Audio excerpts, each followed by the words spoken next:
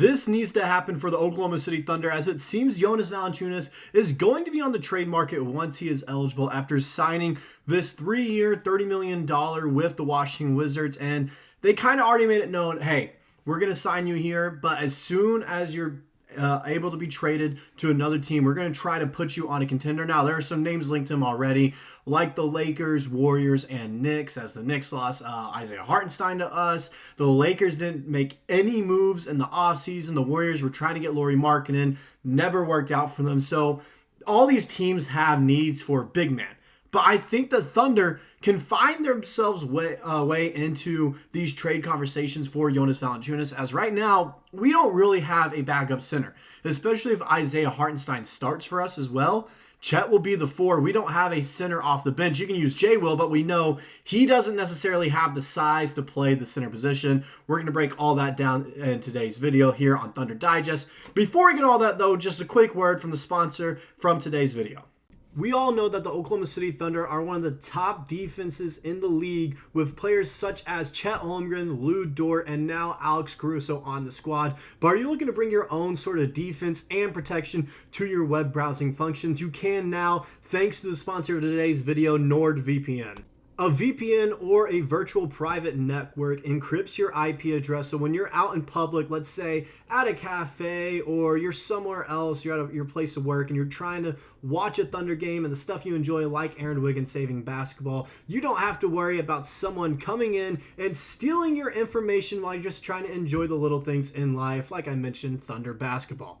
NordVPN has you covered. If you go and use code Thunder, this is the link right here, nordvpn.com/Thunder. You can go ahead and get a discount on your first purchase of NordVPN. That way you feel safe while watching your Thunder games and the latest episodes here on Thunder Digest. NordVPN also comes with cool functions such as a kill switch that allows you to disconnect from a network immediately if NordVPN is to quit unexpectedly on you while you are searching the web. So why wait on adding top-level defense to your squad, unlike the Oklahoma City Thunder that added Alex Caruso to the squad, and go to nordvpn.com/Thunder. That is nordvpn.com/Thunder to add some top-level security and defense to your web browsing today. That way you feel even more safe when you watch Thunder games or Thunder Digest videos here on the channel. With that out of the way, thank you NordVPN for sponsoring today's video. Now we can go ahead and get into the topic at hand. Thank you, NordVPN. With that out of the way, we can go ahead and get into the topic at hand today here on Thunder Digest, talking about Jonas Valanciunas.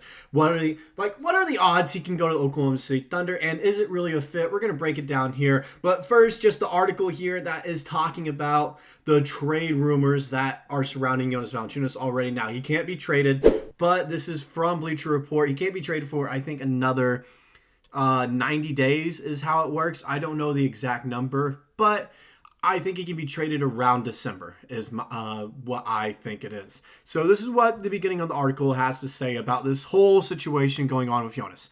The expectation reportedly floating around the NBA is that the Washington Wizards will trade Jonas Valanciunas in December, according to Sean Devaney of Heavy.com, when the veteran center becomes eligible to be moved after signing a 3-year, $30 million deal. The Los Angeles Lakers, Golden State Warriors, and New York Knicks are all possible suitors per that report. The Knicks will see how their center spot develops, an NBA executive told Devaney in July, mentioning the Lakers as one of the interested teams. The Warriors, if the Lauri Markkanen thing does not work out, all three teams would make sense for Valanciunas. And they do. I will go ahead and say that. All three of those teams make sense. The Lakers need some depth at the center position. The Warriors, they need some more size to their team now since the whole Lauri situation did not pan out for them at all. And the Knicks, are they really going to rely on Mitchell Robinson? Are they willing to rely on him majority of the year? That's the question. Can they rely on him? And I don't think that they can. So I think once again, it's going to turn into a betting match between the Knicks and us, and then maybe the Lakers as well. The thing with the Lakers and Warriors, the pieces a lot of teams want in return, they aren't willing to give up. And the Thunder, we have a lot that we are willing to give up, that we can give up if it's going to make the team better for the next year or so. And Jonas Valanciunas, he's on a team-friendly deal. Think about it. 3-year, $30 million deal, $10 million per year. That's very manageable for us. It is. And we have the contracts where we can match it up and we would still be good after this upcoming season or two to extend Dub and Chet to long-term deals on our team so we can still keep our trio of Shai, Chet, and Dub on this team, and then also keep Hartenstein. And if Hartenstein is, isn't working out, Jonas Valanciunas' last year on that deal is not a team option, so we're like, okay, Jonas Valanciunas is doing the same thing that Hartenstein was doing, is for a cheaper option. Decline that team option, boom, we have some more money to put in the Chet and Dub to firmly secure them as well. So it makes sense for the Thunder. The thing is, I kind of want us to wait. And that's the good thing about Jonas Valanciunas, is the fact that we have to wait till December anyways to trade for him. I want to wait and see how things are working out for the Thunder, see if we make another trade for a backup big that we can use that is cheaper, like $5 million per year. We can see if something like that can work out for the Thunder at any situation. It's just one of those things where, thankfully, this is a situation we can wait and we need to if we want to go get a backup center. And I think we need one.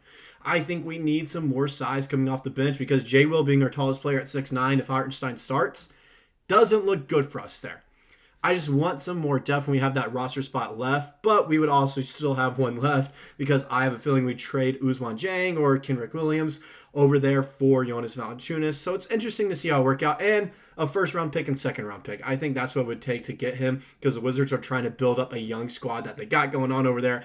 And I think them losing Giddey in the offseason, trading him away, if they get Ous in return, I feel like they're kind of, saying like, okay, we think Ous can develop into a better player than Giddey. So we'll go ahead and take him on this team. And the Thunder, he's not really developing with us. He doesn't have the opportunity to kind of develop. So it makes sense, all sides. Now the second part of the article here that we're going to dive into. This is what the rest of it had to say. For the rebuilding Wizards, using their cap space in the present to add potential draft assets and young players in the future was a savvy move. It is a really smart signing because it got him paid at a time when there were just not that many spots available. It's musical chairs. If you not get one of the first slots now with the new rules, you're screwed, the executive told Daigneault. There's not as much flexibility, but this gets you paid, and the team paying you can say, hey, we'll get you to a contender when the time comes. Which contender ends up being remains to be seen. So it's still up in the air, but they want to move him to a contender, and I'm sure Jonas wants to go to a contender as well and try to win a ring. I'm counting out the Lakers and Warriors as contenders right now. I don't think they did enough in the offseason to actually give themselves a chance to even make it out of the play-in. Because right now, I feel like there's a clear-cut top four going on in the West. I think it's OKC, Minnesota, Dallas, and Denver. Those are the clear-cut top four. Then you have teams like the Kings who got better. All right? You can't count them out. The Suns still have that same squad that they have. Memphis is about to come back healthy. Houston has a nice thing going on right now. And the Spurs also got better. Keep that in mind. The Spurs got better with the moves that they made in the offseason to help build a squad around Wembanyama to have him thrive, where he can have an MVP type of season, where they can make the playoffs. Not the play-in, the playoffs. So some of these teams like the Lakers and Warriors, they might finish as the 8 or 9, might not even make the play-in. Is the thing. So I don't really see them as contenders for a title. That's why I see the Thunder having better odds than them getting them, along with the pieces they can move to Washington to get Jonas Valanciunas in return. And Valanciunas is a good player as well. When you look at the stats that he's putting up last season, we saw him play against the Thunder in the playoffs as well. 6'11", 32 years old. He's a more traditional big man. He can shoot the 3-ball, which is nice. It allows us to space out the floor and still run a 5-out style of offense if we need to with Jonas Valanciunas coming off the bench. So it works out with him there. Big body, 12 points a game, 8 rebounds a game as a starter, almost 9 right there. 2 assists, almost a block a game, almost half steal a game, less than 2 turnovers, less than 3 fouls. 56% from the field, 30% from behind the three-point line. Solid numbers all around there. Solid numbers, just right at 17% on corner threes. 1,000% of his threes are assisted. 16% of all his shots are 3-ball. So he's not taking a 3-ball all the time, but he can. And we've seen him knock down the 3-pointer, which can, he can fit into our offense. He can, especially coming off the bench or running with the starters a few times. He can fit in. And that's why I think it's a great fit for the Thunder if we do want to make that one trade to truly make us like the top tier team in the Western Conference and be clear and cut like, hey, you're not beating us. We've just made this move. You're not going to beat this. And I think this needs to happen for the Thunder.